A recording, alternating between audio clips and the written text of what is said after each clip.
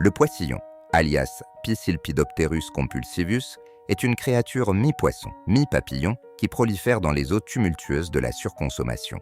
Compulsif et influençable par nature, il mord à tout ce qui brille et frétille à la moindre promesse de nouveauté.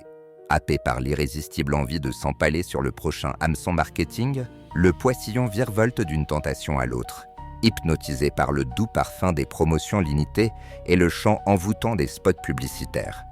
Son rôle dans cet écosystème, consommer encore et toujours avec l'enthousiasme d'un papillon de nuit fonçant vers une lampe halogène.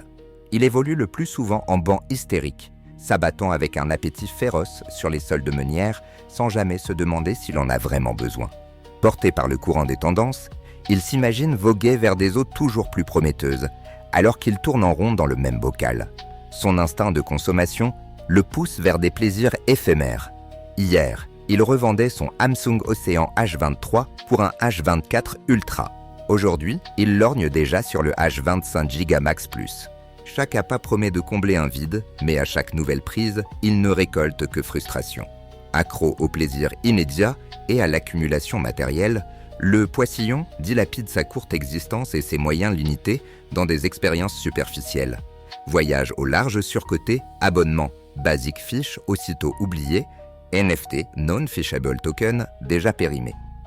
Il confond bonheur et accumulation, incapable de supporter la moindre attente. Tout doit lui être livré à la ligne en 24 heures chrono, sous peine de voir sa patience chuter plus vite qu'une crypto-monnaie en phase terminale. Ses instincts de papillon l'attirent irrésistiblement vers tout ce qui brille. Les néons des centres commerciaux sont ses balises. Les notifications promotionnelles, ses phares.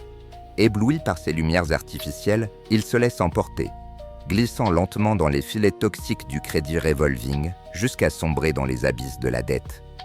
Mais quand il touche le fond, il s'accroche à une bouteille de nectar fermenté comme à une bouée de sauvetage. Étourdi par ce cocktail hors de prix, il se convainc d'avoir pris son envol loin de ses problèmes financiers, sans réaliser qu'il ne fait que flotter au-dessus du vide. Le drame du poissillon, c'est qu'il ne sait pas s'arrêter.